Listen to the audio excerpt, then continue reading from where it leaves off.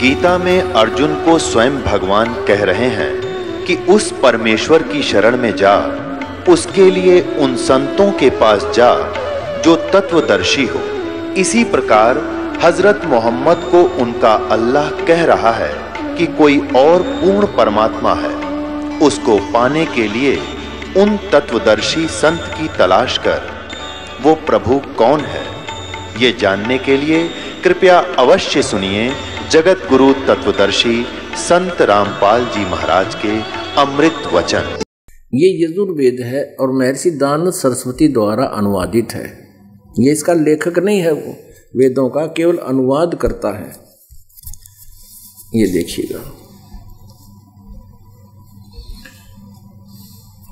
प्रकाशक है सार्वदेशिक आर्य प्रतिनिधि सभा 2/5 महर्षि दानव भवन, रामलीला मैदान, नई दिल्ली।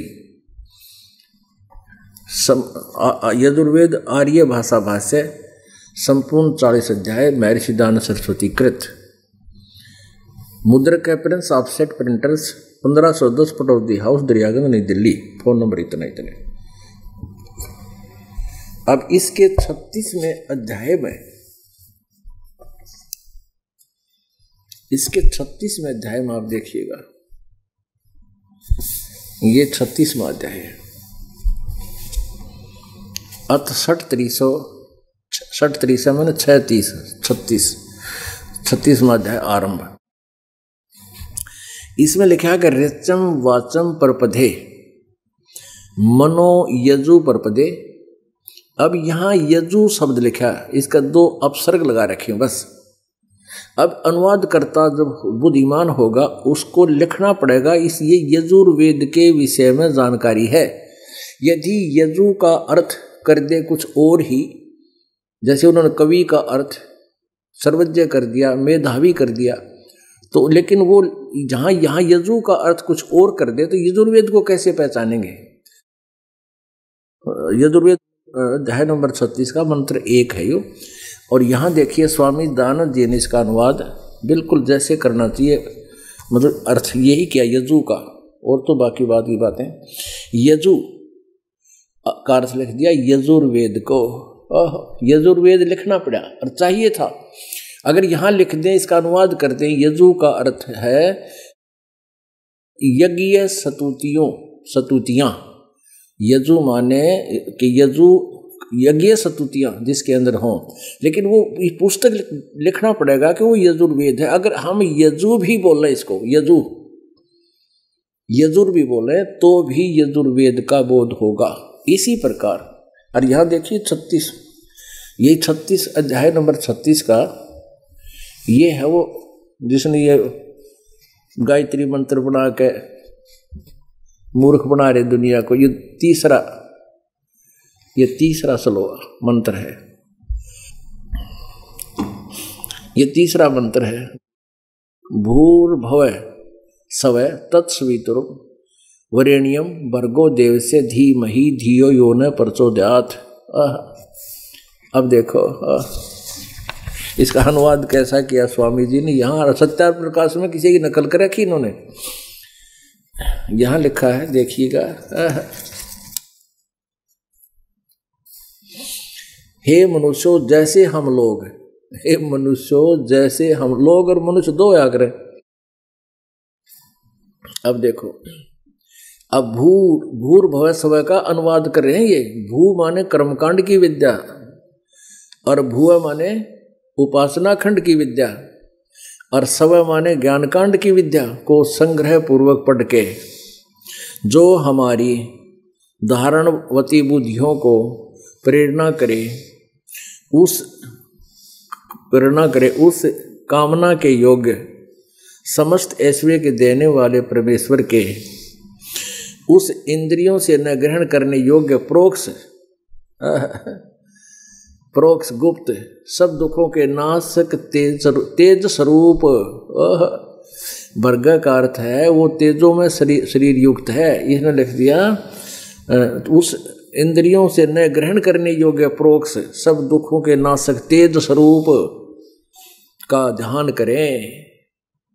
तुम लोग वैसा ही ध्यान करो।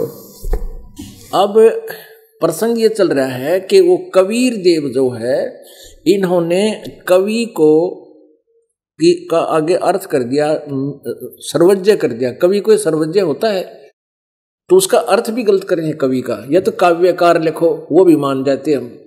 लेकिन यह परमात्मा की महिमा चल रही है तो वह कबीर देव है। जैसे यजु शब्द लिखा है वो यजुर्वेद की जानकारी है, अगर उसको हम यजु भी बोलें तो भी समझदार व्यक्ति कहेगा ये यजुर्वेद के बारे में जानकारी है। अब फिर देखिए वही ऋग्वेद मंडल नंबर 9, ये महर्षि दान सरस्वती द्वारा इसका अनुवाद है। इसमें यहां आ जाइए, जैसे हम फिर यहां से पढ़ेंगे ऋग्वेद मंडल नंबर 9 का सूक्त नंबर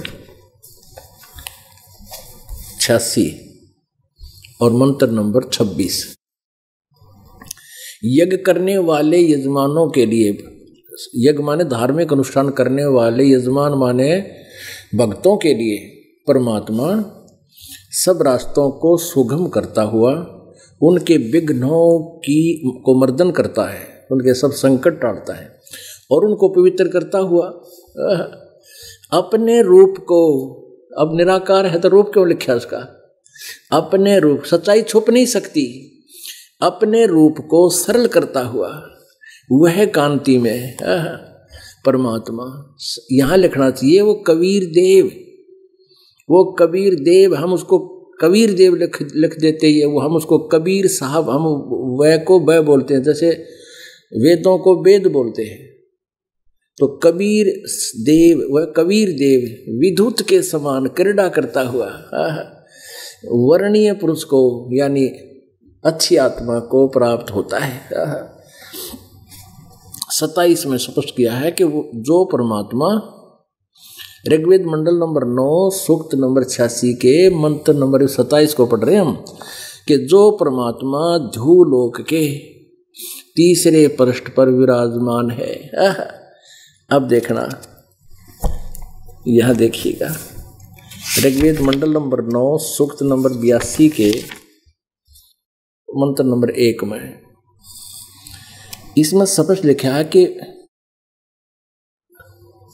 सर्वोत्पादक प्रभु प्रकाश रूप सद्गुणों की वर्षा करने वाला, पापों के हरण करने वाला, वह राजा के समान, वह राजा के समान दर्शनीय है, समान दर्शनीय है। और वह पृथ्वी आदि लोक लाखंतर के चारों ओर शब्दमान हो रहा है। वह वर्णीय पुरुष को जो दृढ़ भक्त है उसको पवित्र करता हुआ प्राप्त होता है। उस जिस प्रकार विद्युत स्नेह वाले स्थानों को आधार बनाकर प्राप्त होता है। आगे देखो 2 पे, उद्देश्य क्या होता है? हे परमात्मन, उपदेश करने की इच्छा से आप महापुरुषों को प्राप्त होते हो और आप अत्यंत गतिशील पदार्थ के समान हमारे आध्यात्मिक यज्ञ को प्राप्त होते हो, यानी जैसे बहुत तीव्र गति से आते हो। आप कबीर देव हैं, यहाँ लिखना चाहिए। यजु का अर्थ अगर कोई कर दे तो कैसे पहचानेंगे? यजुर्वेद के बारे में जानकारी है, यहाँ लिखना था आप कबीर देव हैं। हम उसको कबीर साहब कहने लगे। कबीर साहब, साहब कहो, देव कहो, परमात्मा को, परमेश्वर को। आप हमको सुख दें, प्रेम भाव को उत्पन्न करते हुए पवित्रता को उत्पन्न करें। अब इसी के ऋग्वेद मंडल नंबर 9 के सूक्त नंबर 20 के मंत्र नंबर 1 में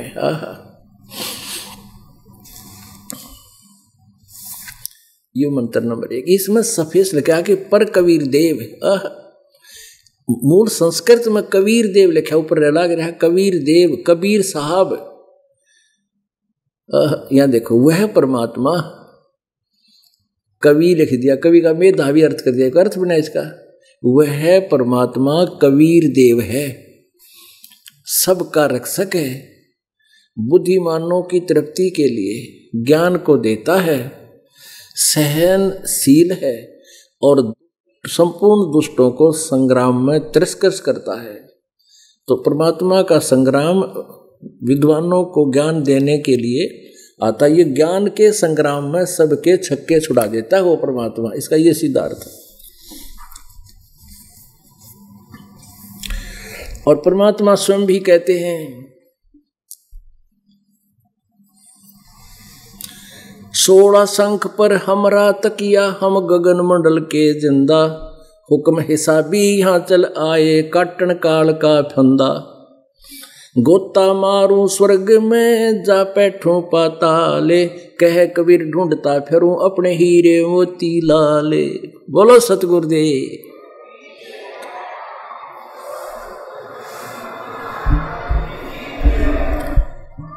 अब आपके समक्ष सभी पवित्र सदग्रंथों ने यह सिद्ध कर दिया कि परमात्मा सशरीर है, उसका नाम कबीर है, और वो वही है जो सतलोक से चलकर बनारस में धानक रूप में रहा, जुलाहे रूप में रहा था। बोलो सतगुरुदेव की जय। परम पिता परमात्मा पूर्ण ब्रह्म सारी सृष्टि के रचनहार कबीर देव जी, बंदी छोड़ कबीर परमेश्वर जी, अपने उस सतलोक से चलकर, अमरलोक से, अमर धाम से चलकर यहाँ पृथ्वी लोक पर काल के लोक में आते हैं। अपनी प्यारी आत्माओं को यथार्थ ज्ञान से परिचित करवाते हैं।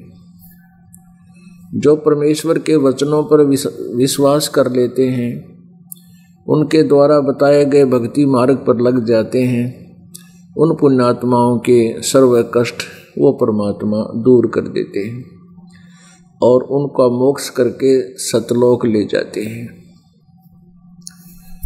परमेश्वर कबीर जी कहते हैं, अमर करूं सतलोक पठाऊं, ताते बंदी छोड़ कहाऊं।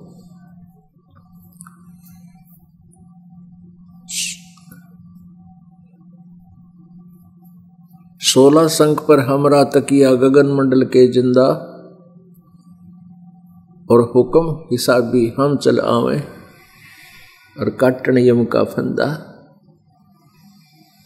पुण्यात्माओं, आप जी, हम सभी एक प्राणी हैं, जीव हैं, और जीव की बुद्धि इस काल ने इतनी सीमित कर दी है कि हमने अपनी संतान संपत्ति के अतिरिक्त कुछ भी नजर नहीं आता। और हम प्रतिदिन ये भी देखते हैं कि बड़े बड़े सेठ साहूकार, बड़े बड़े उच्च पोस्ट के मंत्री, प्रधानमंत्री, पल में किसी न किसी कारण से वो मृत्यु को प्राप्त होकर सब कुछ यहीं छोड़कर चले जाते हैं। उसके उपरांत फिर हमें कभी चिंता नहीं बनती, डर नहीं बनता कि हमारे साथ भी ऐसा होगा। ऐसा कारण क्या है? जैसे कोई नशे में हो, किसी ने नशा कर रखा है, शराब पी रखी है या भांग पी रखी है, और उसको कोई कहता रहे कि तेरे घर में चोरी होगी, वो ऐसे सुन लेगा, चोरी होगी, बस सुन लेता है, लेकिन उसका दर्द ना होता, नशा जिसको है। और यदि कोई होश हवास में व्यक्ति है और उसको ये पता लग जाए कि तेरे घर में चोरी होगी, बस घनी ना कहने की जरूरत, आवश्यकता ही नहीं उसको।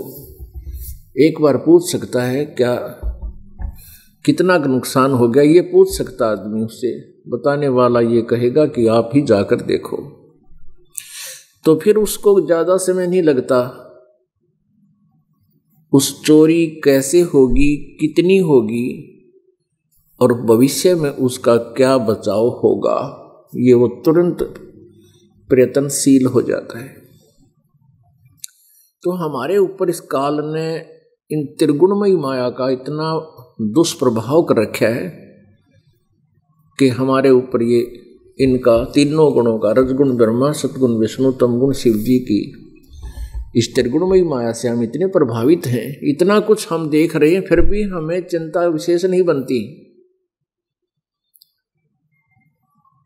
और यदि किसी को कोई ऐसी घटना घटती है, कोई प्रेरित भी होता है, तो वो फिर काल के द्वारा, इस ब्रह्म के द्वारा, इस ब्रह्मांड के स्वामी के द्वारा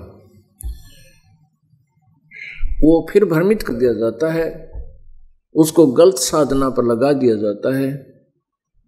क्योंकि काल के दूत, काल के एजेंट, ये संत गुरु नकली, इसने बहुत गने बना रखे हैं। एक प्राणी परमात्मा की चाह में, तरफ में, किसी भी कारण से, कोई घटना से, दुर्घटना से या किसी के ज्ञान वचन सुनने से वो प्रेरित हो जाता है।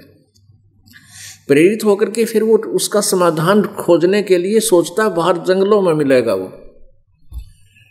वो पहाड़ों पर, गुफाओं में, जंगलों में, जहाँ वो डरे ढोरे होते हैं संत, व्यर्थ साधना कर रहे होते हैं, शास्त्र विधि त्याग का मनमाना पूजा कर रहे होते हैं, लोक वेद से वो परिपूर्ण होते हैं, वो घर से निकला हुआ प्राणी उनके जाल में काल द्वारा फंसा दिया जाता है। फिर वो प्यारी आत्मा उन्हीं के द्वारा सुने हुए उस ज्ञान में इतना रंग जाता है और वैसी ही साधना करके काल के जाल में फंसा रहता है। गीता जी अध्याय नंबर 16 के श्लोक नंबर 23 में कहा कि शास्त्र विधि को त्याग कर जो मनमाना आचरण करते हैं उनकी न तो गति होती है, न उनको कोई सिद्धि होती है और न ही उनको कोई सुख होता है। अब शास्त्र अनुकूल साधना कौन सी है? सबसे बड़ी समस्या हमारे सामने ये आ चुकी है कि हम ये कैसे निर्णय करें कि ये साधना शास्त्र अनुकूल है। पहले तो हमने वो शास्त्र सदग्रंथ सेलेक्ट करने पड़ेंगे। पहले हमने उन सदग्रंथों को जानना पड़ेगा जो सदग्रंथ हैं और जिनके अंदर लिखे विवरण को हमने पालन करना है। वो हैं पवित्र चारों वेद और पवित्र सूक्ष्म वेद अर्थात सच्चिदानंद घन ब्रह्म की वाणी यानी कबीर वाणी। ये हमारे लिए एथेंटिक सदग्रंथ हैं, ये प्रमाणित सदग्रंथ हैं। इसके अतिरिक्त जैसे पुराण हैं, 18 पुराण या उपनिषद हैं, ये किसी ऋषि की अपना अनुभव है, वो हमारे लिए मान्य नहीं है भक्ति के विधि में। बाकी ज्ञान के सुलझाने में उनका हम सहयोग ले सकते हैं, लेकिन भक्ति की विधि यानी वे ऑफ वर्शिप में हम केवल पवित्र चारों वेद और पवित्र सूक्ष्म वेद सच्चिदानंद घन ब्रह्म की वाणी ये प्रमाणित है। पुण्यात्माओं, जैसे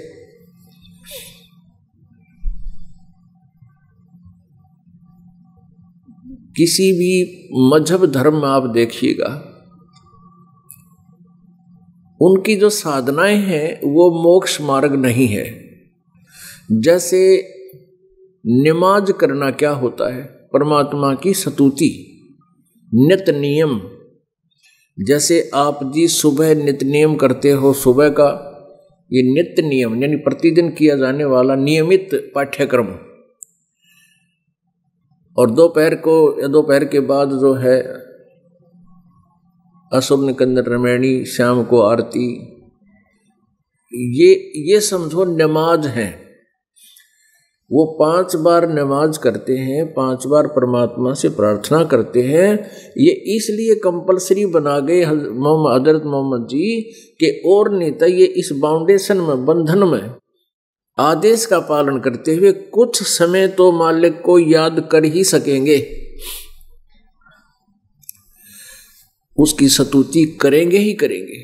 तो उस स्तुति का जितना वो करते हैं उतना लाभ अवश्य मिलता है। ऐसे जैसे हम वेदों का पाठ करते थे पहले, ये जो ब्राह्मण लोग, और फिर गीता जी का पाठ करते थे श्रद्धालु, किसी अध्याय का। जैसे इस गायत्री मंत्र को जाप करते थे, ये भी नमाज समझो। तो इनसे लाभ क्या है? इससे इतना लाभ है इनसे, जैसे कोई दीर्घ रोगी हो, जो बहुत ज्यादा रोग हो, जिसको रोगण व्यक्ति है, भयंकर रोग है उसका, और उसका ट्रीटमेंट क्या है? तो उसमें ट्रीटमेंट के अंदर जो है ना, उपचार के अंदर वर्तमान में ग्लूकोज लगाए जाते हैं। ये जो वेदों का पाठन नित्य नियम जिसको कहते हैं, नित्य प्रति किया जाने वाला आध्यात्मिक पाठ्यक्रम, या उसका कोई दोना आरती वगैरह, और वही नमाज है। इनके करने से तो इतना लाभ है, जैसे ज्ञान यज्ञ का, और यज्ञ का लाभ इतना समझो जैसे रोगी के लिए ग्लूकोज। अब ग्लूकोज से रोग नहीं कटता, शरीर को कुछ सहारा अवश्य मिलता है। रोग काटने के लिए टैबलेट और इंजेक्शन ये अलग से होते हैं जो रोग नाश करते हैं। तो इसी प्रकार अब नमाज जो करते हैं, वो काल ब्रह्म के द्वारा हजरत मोहम्मद जी को दी गई 5 स्तुति हैं। ऐसे ही वेद और गीता उस काल ब्रह्म के द्वारा दिया गया ये ज्ञान है। तो इनमें से कोई अंश निकाल कर कोई एक अध्याय को सिलेक्ट कर लेता है, कोई किसी अध्याय को उसको कंठस्थ याद कर लेता है, प्रतिदिन उसकी आवृत्ति करता है, गायत्री मंत्र का पाठ करते हैं, और भी वेद के कई श्लोकों को याद करके उसको प्रतिदिन उनका अध्ययन करते हैं, उनकी आरती टाइप में डेली उनको आवृत्ति करते हैं। तो ब्रह्म सतर की ही वाणी है, ब्रह्म सतर का ही उसमें शक्ति है, मिलेगी आपको, लाभ मिलेगा। और एक सच्चिदानंद घन ब्रह्म की वाणी, और उससे हम उस परम अक्षर ब्रह्म के द्वारा दिए गए ज्ञान के उस वाणी का यदि हम नित्य नियम करते हैं, उस वाणी से हम नमाज करते हैं, उससे और अधिक लाभ मिलेगा, उससे ज्यादा कई गुना लाभ मिलेगा।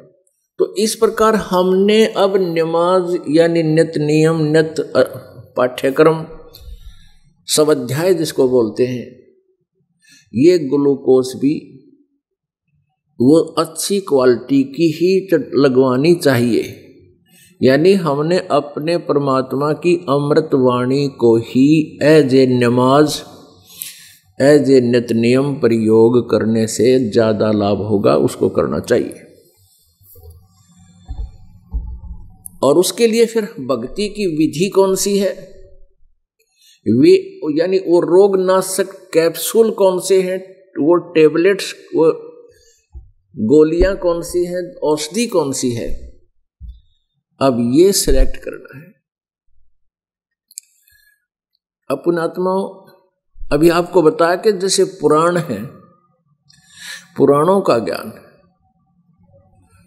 इन फरिश्तों द्वारा, ऋषियों द्वारा, देवताओं द्वारा दिया गया है। इन पुराणों में जो ज्ञान है, उस ज्ञान को हम न तो ज्ञान से हमारा लिंक नहीं भक्ति विधि में, उससे केवल हमने वे ऑफ वर्शिप देखनी है कि वो क्या साधना करते थे। अब किसी में एक जो ये मंत्र है आपको दिए गए हैं, जो दास आपको प्रथम मंत्र देता है, जिसमें 7 नाम हैं, तो उनमें से आप देखिएगा श्री शिव पुराण में, श्री विष्णु पुराण में और श्री दुर्गा पुराण में श्री ब्रह्मा पुराण में, उनमें से कोई एक मंत्र का जाप करता है, कोई तो केवल ओम का जाप करता है, और कोई हरम जिसको हरियम कहते हैं हम, और कोई केवल एक ही नाम का जाप करते हैं, किलम किलम किलम, वो किलियम जो हम बोलते हैं आपको। तो पुण्यात्माओं, ये जो है जैसे हम एक कोई गाड़ी है, कार है, कोई तो एक टायर को लेकर घुमाता फिर रहा है, कट जाओ मेरी गाड़ी आ रही है, वो तो बालक खेल रहे हैं उनसे।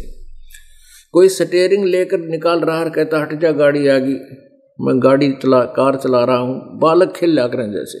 तो इन संतों ने, इन ऋषि महर्षियों ने और इन गुरुओं ने, देवताओं ने ऐसा ही खेल खेला है।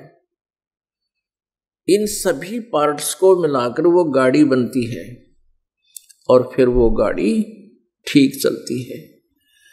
तो इस दास ने, परमात्मा ने कृपा की, आध्यात्मिक इंजीनियर बनाया, आध्यात्मिक डॉक्टर बनाया। तो राम नाम की गाड़ी भी दास ने तैयार कर रखी है, बिल्कुल ओके, सब पार्ट्स मिला के। हमारे सदग्रंथों में जेन्युइन पार्ट्स हैं, जेन्युइन बिल्कुल, लेकिन उनको हम मिला नहीं सके, उनसे हम गाड़ी नहीं बना पाए थे अभी तक। तो इस प्रकार ये हमारा भक्ति क्रम सफल नहीं हो रहा था और हमारा मानव जीवन भी व्यर्थ हो रहा था। तो वो मंत्र हमने प्रथम वेदों से, यानी वेदों से, और क्योंकि वेदों को साथ दास इसलिए ले रहा है क्योंकि वेद भी पूर्ण परमात्मा द्वारा दिया गया ज्ञान है, और वेदों को इस काल ब्रह्म के कंप्यूटर अंतःकरण में, इसके हर्ट में डाल दिया गया था, और वहां से फिर इसी से बाहर निकलवा दिया। जैसे किसी का उल्टी गिर जाया करो, उसके बस की बात नहीं। तो ऐसे परमात्मा ने इस काल के अंदर से ये चारों वेद, पांचों वेद निकलवा दिए। इसने क्या गलती की, वो पांचवा जो सूक्ष्म वेद था वो निकाल दिया, उसको सभा कर दिया, समाप्त कर दिया, दबा दिया, मिटा दिया, वो दिया नहीं। और चार वेद जिसमें वे ऑफ वर्शिप केवल ब्रह्म तक की थी, वो दे दिया। उन चारों वेदों में महिमा तो पूर्ण परमात्मा की है, और वे ऑफ वर्शिप यानी पूजा का मार्ग केवल ब्रह्म तक का है। जैसे यजुर्वेद अध्याय नंबर 40 के और श्लोक मंत्र नंबर 15 में ये देखिएगा। यजुर्वेद इसके अध्याय नंबर 15 पर चलते हैं। प्रकाशक हैं सार्वदेशिक आर्य प्रतिनिधि सभा 2/5 महर्षि दान भवन, रामलीला मैदान, नई दिल्ली। यजुर्वेद आर्य भाषा भाष्य संपूर्ण 40 अध्याय महर्षि दान सरस्वती कृत। मुद्रक हैं Prince offset printers 1510 Pataudi house, Daryaganj, नई दिल्ली। ये इनके फैक्स फोन नंबर है, फैक्स फोन नंबर। इसके 40वें अध्याय के 15वें श्लोक में यजुर्वेद अध्याय नंबर 44 44वां अध्याय और 15वां श्लोक, मंत्र या श्लोक कुछ भी करो इसको। इसमें क्या लिखा है, वायु अनिलम अमृतम अथ इदम भस्मांतम शरीरम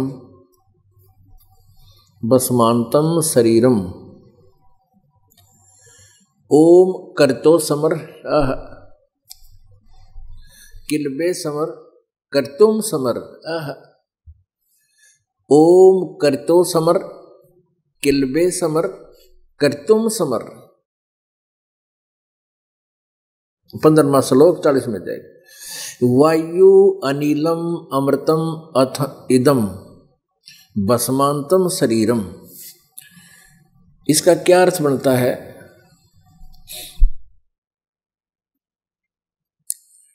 साधना करने वाले प्राणी का स्थूल शरीर, जो स्थूल शरीर में है, जब वो अंत होता है उस समय उसका जो शरीर, उसके अंदर सूक्ष्म शरीर होता है, वो उसमें अमरत्व हो जाता है, यानी उसको अमरत्व प्राप्त होता है। कितना होता है? क्योंकि जिस मंत्र से हम जितनी कमाई करेंगे उतनी ही पावर, उसकी उतनी ही शक्ति हमारे में प्रवेश होगी। तो इसमें कहा गया ओम करत्यो समर और किलबे समर करत्योम समर। ओम नाम का जाप काम करते करते, करतो माने काम करते करते सिमरण कर, और किलबे माने किस, बिल्कुल किलबलाहट कहते हैं ना, ये किलबलाहट माच गई, बहुत कसक के साथ, यानी विशेष कसक के साथ स्मरण कर, और मनुष्य जीवन का प्रथम कर्तव्य जानकर कर्तव्य समर। अब इसने कैसा अनुवाद किया है महर्षि दानंद जी ने? हे कर्म करने वाले जीव, कर्तो माने कर्म करने वाले, इसका अर्थ बनता है, अच्छा तू शरीर छूटते समय ओम, इस नाम वाची ईश्वर को स्मरण कर। देखो इन्हें कहेगा पता था एक नहीं, अब इसमें सीधा लिखा ओम का स्मरण कर। और ये स्वामी जी कह रहे हैं शरीर छूटते समय ओम, जिसका ओम नाम है ना, जिसका ओम नाम है उस भगवान का स्मरण कर। ओम का नहीं, ओम जाप नहीं करना, उसका केवल जिसका ओम नाम है, इस नाम वाची, यो ओम लिखा ना ओम, इस ओम नाम वाच्य जिसका यो ओम नाम है, उस ईश्वर को स्मरण कर। इस नाम वाच्य ईश्वर को स्मरण कर, नाम वाच्य, यानी यहां लिखना था इस ओम का स्मरण कर। ओम करतो समर है, सीधा सा अर्थ है बता इसमें। ओम नाम का जाप काम करते करते, काम करने वाले जीव इसने लिख दिया, काम करते करते, एक कर्म योगी, इसको समझो, हे कर्म योगी काम करते करते ओम नाम का स्मरण कर। और इस ओम नाम का स्मरण विशेष कसक के साथ कर, और अपना विशेष कर्तव्य समझ कर काम कर। इन्होंने कैसा अनुवाद किया इसको, तो वैसे भी, हे काम करने वाले जीव तू शरीर छूटते समय ओम, ओम इस नाम वाच्य ईश्वर का स्मरण कर। ओम का नहीं, इस नाम वाच्य जिसका यू नाम है, ओम नाम है, उसका स्मरण कर।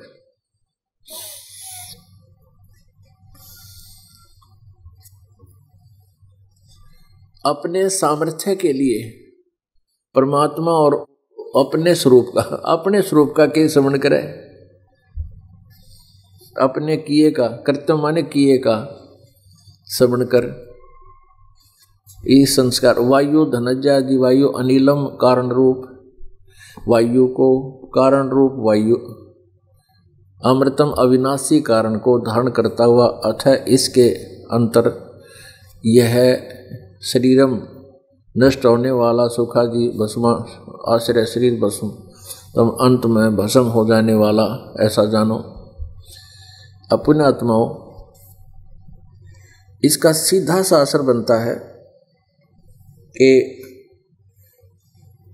वेद में ओम नाम के अतिरिक्त किसी भी मंत्र के जाप का प्रावधान या आदेश नहीं है। ओम नाम का जाप फाइनल है, और ये मंत्र वेदों में है, ये हमारे प्रमाणित सदग्रंथ। इसके अतिरिक्त यदि किसी ऋषि ने कोई जाप अपने मनमुखी साधना की है किसी मंत्र की, तो उस मंत्र का जाप मोक्षदायक नहीं है, उसको हमने नहीं जपना, उसको यूज नहीं करना, क्योंकि वो शास्त्र विरुद्ध साधना है। ये पवित्र श्रीमद् भगवत गीता, ये इन चारों वेदों का सारांश है, और इसमें संकेत दे रखा है उस परम अक्षर ब्रह्म की भक्ति का सांकेतिक है, वो क्लियर नहीं है। उसके लिए ऑप्शन छोड़ रखा है कि उसके विषय में तत्वदर्शी संत ही बता सकते हैं। वेद ज्ञान दाता, गीता ज्ञान दाता, वो ब्रह्म उस यथार्थ भक्ति मंत्र से परिचित नहीं है, केवल अपने सत्र का ज्ञान वो सही बता रहा है कि मेरा ओम नाम है, इसका जाप करो। देखिए श्रीमद् भगवत गीता, गीता प्रेस गोरखपुर से प्रकाशित है। इसके अध्याय नंबर 8 के और श्लोक नंबर 13 में ये देखिएगा। श्रीमद् भगवत गीता, जयदयाल गोविंद का इसके अनुवादक हैं। अध्याय नंबर 8 और मंत्र नंबर 13। ओम इति एकाक्षरम ब्रह्म व्यवहारन माम अनुसमरन ये पर्याति तजंदेहम स याति परमाम गतिम। माम ब्रह्म, मुझ ब्रह्म का, ओम इति एकाक्षरम, ओम यह एक अक्षर है, और व्यवहारन यानी उच्चारण करके अनुसमन करता हुआ, जो पर्याति तजंदेहम शरीर छोड़कर जाता है, सह याति परमाम गतिम, वह इस ओम से मिलने वाली जो अमरतव है, जितना सथाई तव इस ओम से मिलेगा, उस परम गति को प्राप्त होता है। इन्होंने कैसा अनुवाद किया है, यहां से शुरू होता है। ये इकट्ठा करके इन्होंने 12 और 13 का, जो पुरुष ओम ओम ओम, ये ठीक किया, इसने अनुवाद ठीक किया है। दान दन तो कुछ भी नहीं करना आवा था, मैं ऋषि दान उसको नहीं ज्ञान था वेदों का बिल्कुल भी। इस एक अक्षर ओम, पीछे पढ़ लिया, ओम इस एक अक्षर रूप ब्रह्म को व्यवहार करता हुआ मुझ निर्गुण ब्रह्म का। ये कोई बात है, यह लिखना था मुझ ब्रह्म का, यहाँ निर्गुण ब्रह्म लिख दिया इसने। अरे सीधा लिख रखा ब्रह्म माने ब्रह्मा माने मुझ, मुझ ब्रह्म का। ओम पीछे लिखा ओम यह एक, इति माने यह एक अक्षर है, एक अक्षर है ओम। उच्चारण करता जो ब्रह्म को उच्चारण करता हुआ मुझ निर्गुण ब्रह्म का श्रवण करता हुआ शरीर त्याग कर जाता है, वह पुरुष परम गति को प्राप्त होता है। अपने आत्मा वेदों में, गीता जी में बहुत ही निर्णायक और तर्ती वाइज ज्ञान दिया हुआ है। गीता जी अध्याय नंबर 8 के श्लोक नंबर 1 में अर्जुन ने प्रश्न किया कि परमात्मा आपने जो 7वें अध्याय के 29वें श्लोक में जिस तत्व ब्रह्म की जानकारी दी है कि उस ब्रह्म को, तत्व ब्रह्म को जानकर और पूरे आध्यात्मिक ज्ञान से जो परिचित हो जाता है और सभी कर्मों से जो परिचित हो जाता है, वो केवल जरा और मरण से छूटने का ही प्रयत्न करता है। तो वो तत्व ब्रह्म क्या है? 8वें अध्याय के प्रथम मंत्र में ये पूछा है, किम तत्व ब्रह्म पुरुषोत्तम, वो तत्व ब्रह्म कौन है? तो इसका उत्तर 8वें अध्याय के 3रे मंत्र में गीता ज्ञानदाता ने कहा है, वो परम अक्षर ब्रह्म है। यानी गीता ज्ञान दाता से कोई अन्य, वो परम अक्षर ब्रह्म है। और फिर गीता जी अध्याय नंबर 5 और 7 में गीता ज्ञान दाता कहता है, मेरा जो सिमरन करता है वो मुझे प्राप्त होता है। ओम मेरा नाम है, मुझ ब्रह्म का ओम मंत्र है। ये 8वें अध्याय के 13वें श्लोक में क्लियर कर दिया।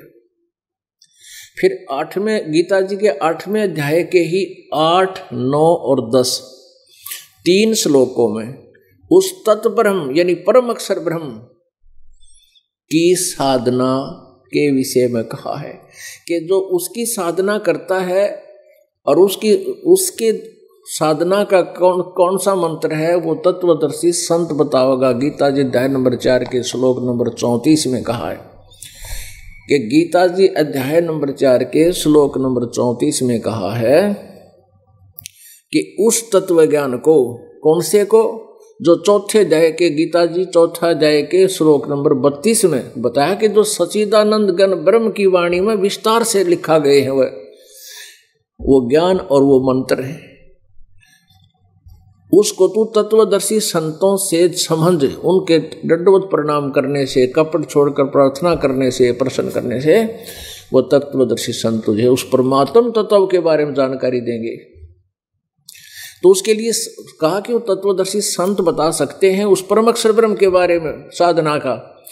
और गीता जी अध्याय नंबर 17 के श्लोक नंबर 23 में कहा कि उस सच्चिदानंद घन ब्रह्म की प्राप्ति का, उसकी साधना के ये 3 मंत्र हैं, जिसमें ओम भी इंक्लूड है,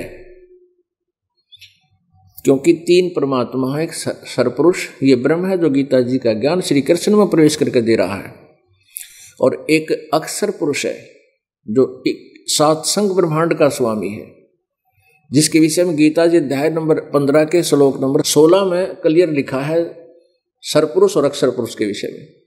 और 17 में फिर परम अक्षर ब्रह्म के बारे में कहा गया कि उत्तम पुरुष है तू अन्य परमात्मा इति उदाहरते ये लोग तेरे मावी से विवर्ती अवय ईश्वर है। तो उसकी साधना का 17वें अध्याय के 23वें श्लोक में है कि ओम तत्सत इति निर्देश है ब्रह्मण त्रिवेद समर्थ है। उस सच्चिदानंद घन ब्रह्म का यानी परम अक्षर ब्रह्म के सिमरण का केवल इस 3 मंत्र ओम तत्सत का सिमरण करने का निर्देश है। इति निर्देश है, निर्देश माने फाइनल फैसला, फाइनल ऑर्डर, नथिंग एल्स, ये निर्देश है। और वो त्रिविध समर्थ है, 3 विधि 3 प्रकार से उसका सिमरण होता है, इतना संकेत उसने कर दिया। लेकिन काल इन मंत्रों को जानता नहीं, बता भी नहीं सकता, क्योंकि इसके बताने से उसका विनाश हो जाए, सारी प्राणी भाग जाए। तो तत्वदर्शी संत के लिए छोड़ दिया, क्योंकि ये ज्ञान जो वेदों का परमात्मा द्वारा दिया गया, इस काल को दिया। काल ने आगे बोला, जब काल गीता बोल रहा था तो भी परमेश्वर ने अपने रिमोट से ही इससे ये रियल जो ज्ञान कहा दिया आखिर में, ताकि सच्चिदानंद घन ब्रह्म की वाणी जब हम पढ़ें तो इन प्रमाणों से हम उस सच्चिदानंद घन ब्रह्म की वाणी यानी कबीर वाणी पर विश्वास कर लेंगे। और जब हमें कबीर वाणी पर विश्वास हो जाएगा, फिर हमें किसी सदग्रंथ की आवश्यकता नहीं रहेगी। ये जो सदग्रंथ हम आपको दिखा रहे हैं या अन्य ग्रंथ जो हैं, इनको तो इसलिए आपके समक्ष प्रस्तुत कर रहे हैं क्योंकि आप जी इनसे अपरिचित हैं, और आप जी के जो मार्गदर्शक गुरु जी रहे हैं वो भी इनसे अपरिचित थे। वो केवल आप जी को लोकवेद दंत कथा सुनाया करते थे और मनमुखी मनमाना आचरण आपसे करवाते थे, मनमानी पूजाएं करवाते थे, जो गीता जी अध्याय नंबर 16 के श्लोक नंबर 23 में रिजेक्ट किया है कि शास्त्र विधि को त्याग कर जो मनमाना आचरण करते हैं उनको न तो कोई सुख होता है और न ही उनका कोई सिद्धि होती है और न ही वो उनकी गति होती है। और इन 3 चीज़ों के लिए हम भक्ति करते हैं। प्रथम सुख हो, फिर हमें ऐसी सिद्धि माने शक्ति हमारे अंदर आवे ताकि हम यहाँ के काल के लोग से हमारी आत्मा में इतनी पावर आ जाएगी, इतनी शक्ति हो जाएगी भक्ति की विधि से, भक्ति इस सत मंत्र से, कि हम यहाँ से जब चलेंगे हमें कोई रोक नहीं सकेगा, क्योंकि हम सबका फैसला करवा, सबका जो है ना ऋण उतारते हुए चलेंगे। अब आपको दिखाते हैं गीता जी अध्याय नंबर 8 का श्लोक नंबर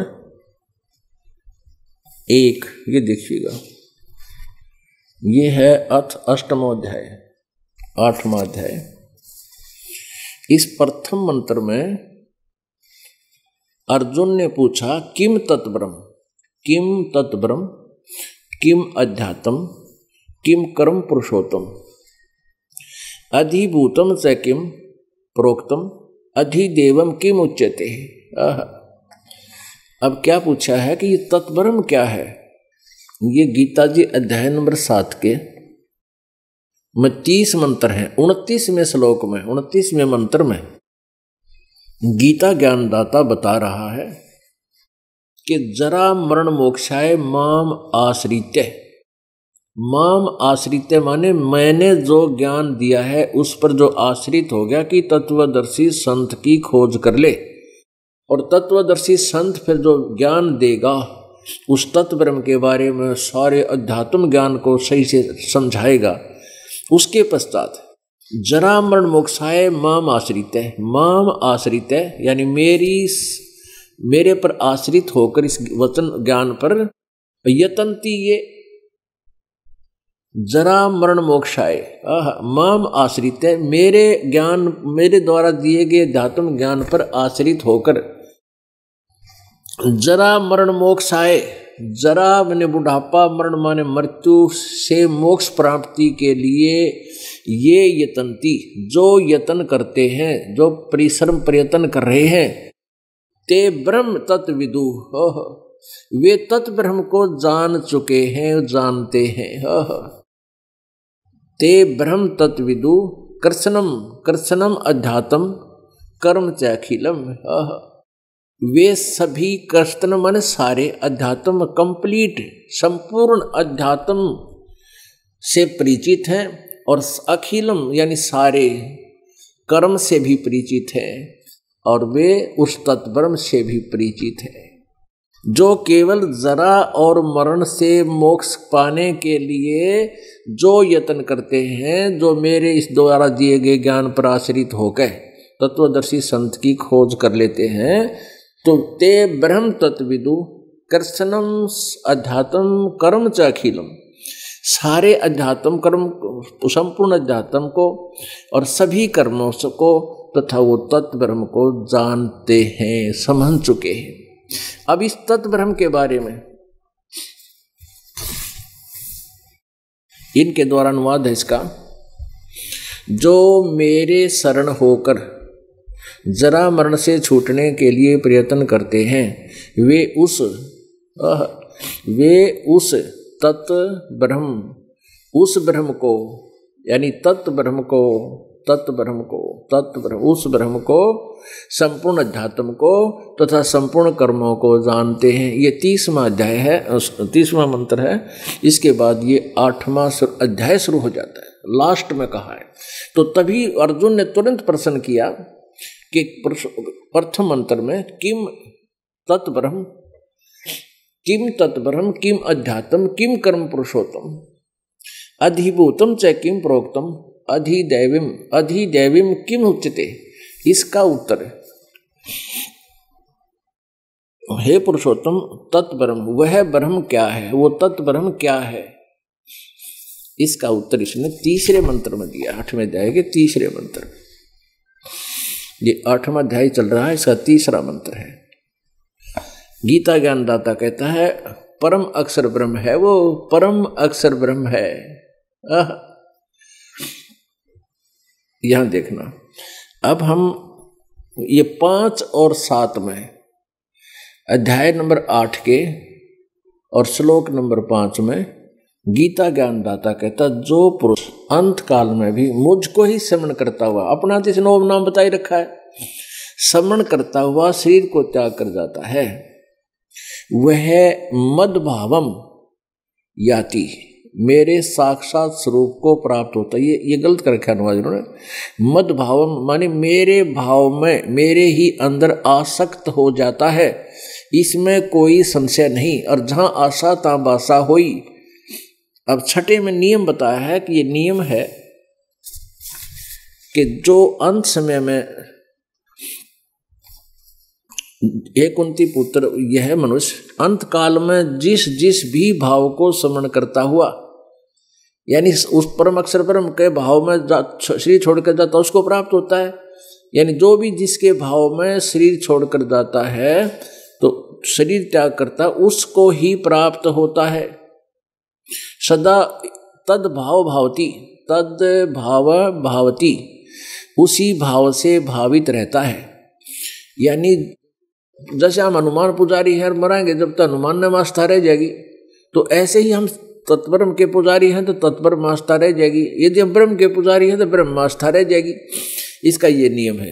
फिर 7वें बताता है कि इसलिए हे अर्जुन सब समय में मेरा स्मरण कर, यानी मेरे जाल में रहे और मेरा स्मरण कर और युद्ध भी कर। इस प्रकार मुझ में अर्पण किए हुए मन बुद्धि युक्त होकर तू निसंदेह मुझको ही प्राप्त होगा। अब स्पष्ट किया कि मेरे भाव में भावित रहेगा, मेरे गुणों से परिचित है और मेरा ही मंत्र करेगा तो स्मरण करेगा तो मुझे ही प्राप्त होगा। अब 8वें 9वें और 10वें में बताया है। 8वें में बताया है, इसका आगे बताते हैं।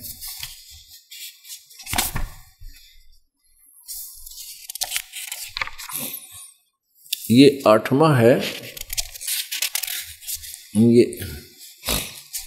ये 8वां,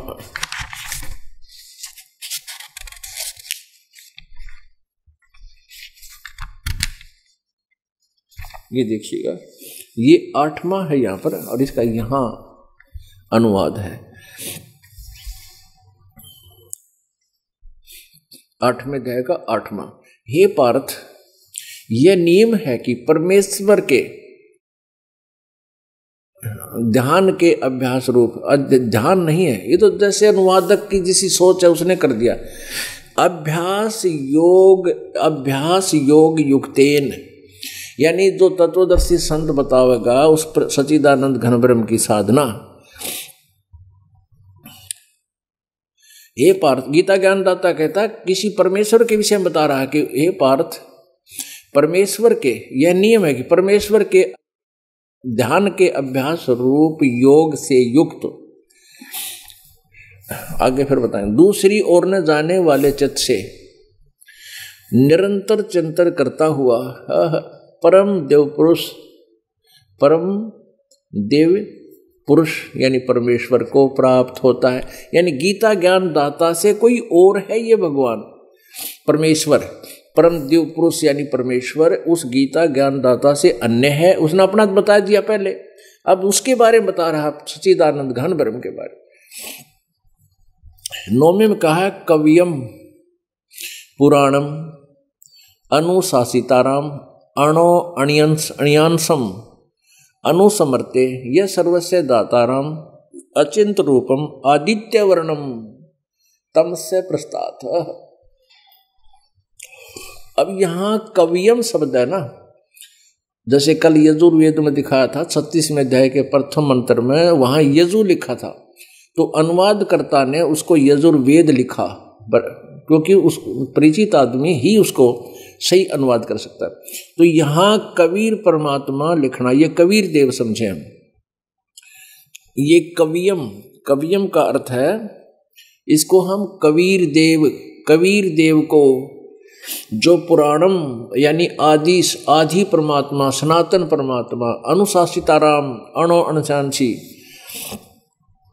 जो कबीर देव, इन्होंने सर्वज्ञ लिख दिया, जो कबीर देव को, जो पुरुष कबीर देव को, वो कबीर देव कौन है? अनादि, सबके नियंत्रता, सूक्ष्म से अति सूक्ष्म, सबके धारण पोषण करने वाले, अचिंत रूप, अचिंत स्वरूप, सूर्य के सदृश प्रकाश रूप, आदित्य वर्णम, आदित्य जैसा यानी सूर्य की तरह चमकदार साकार, आदित्य यानी सूर्य जैसा, सूर्य की तरह तेजो में यानी सूर्य साकार है, तो आदित्य वर्णम सूर्य के सदृश नित्य चेतन, अविद्या से अति परे, अविद्या से अति परे शुद्ध सच्चिदानंद घन परेश परमेश्वर का जो सेवन करता है। ये 8वां पढ़ लिया, 9वां पढ़ लिया अपन, अब 10वां पढ़ लेंगे।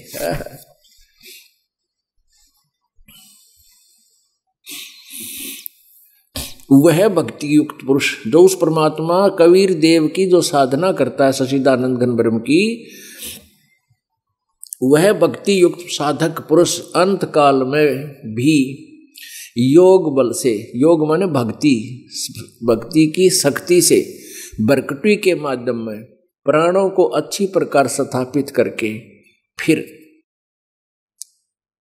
निश्चल मन से श्रवण करता हुआ दिव्य रूप परम पुरुष परमात्मा को ही प्राप्त होता है। पुण्यात्मा, सौभाग्य है आपका इस बिचली पीढ़ी में जन्म, और भी सौभाग्य है कि आप मानव शरीर प्राप्त हो।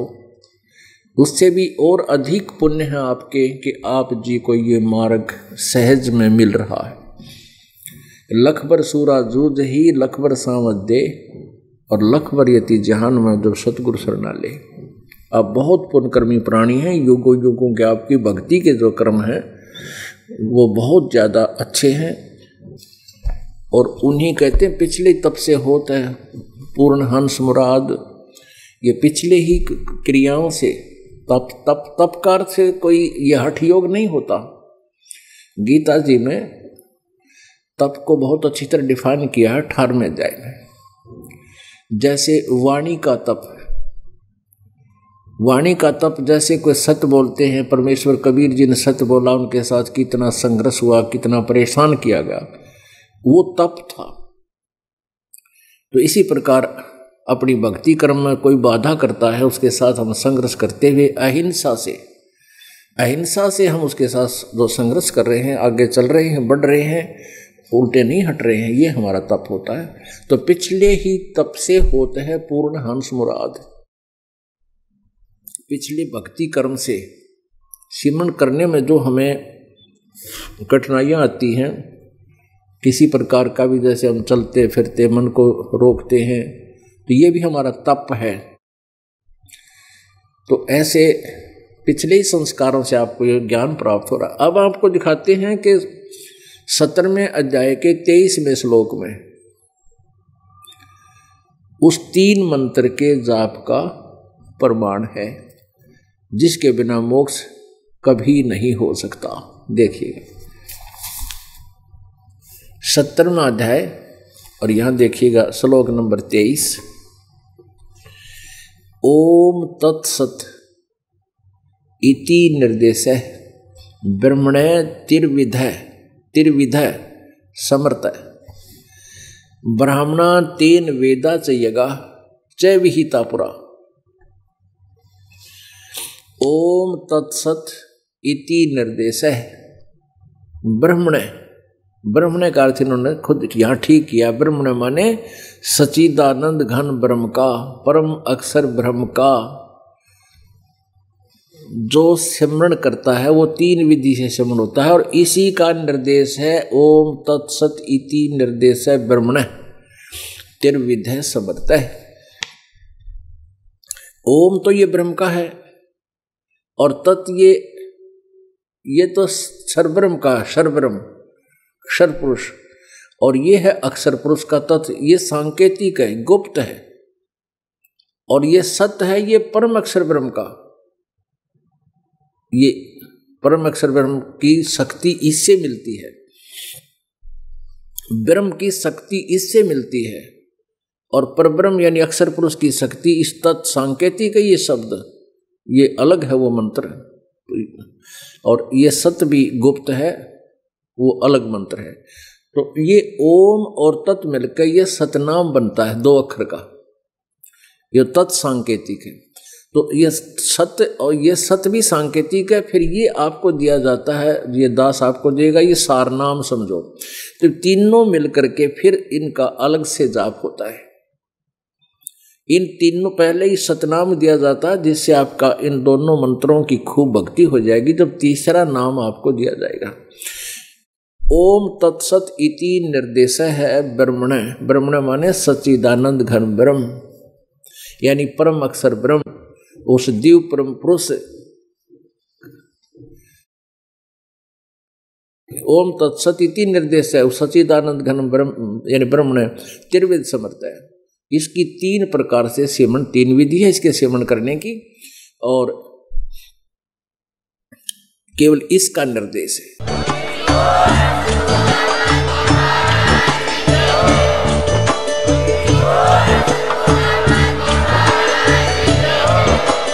आप सुन रहे थे जगत गुरु तत्वदर्शी संत रामपाल जी महाराज जी के मंगल प्रवचन। अधिक जानकारी के लिए विजिट कीजिए हमारी वेबसाइट www.jagatgururampalji.org। संत रामपाल जी महाराज जी के शुभ आशीर्वाद से पूरे विश्व भर में 500 से भी ज्यादा नाम दीक्षा केंद्र हैं, जिन पर संत रामपाल जी महाराज जी द्वारा ऑनलाइन निशुल्क नाम दीक्षा दी जा रही है। अपने नजदीकी नाम दीक्षा केंद्र का पता करने के लिए संपर्क करें 8222880541।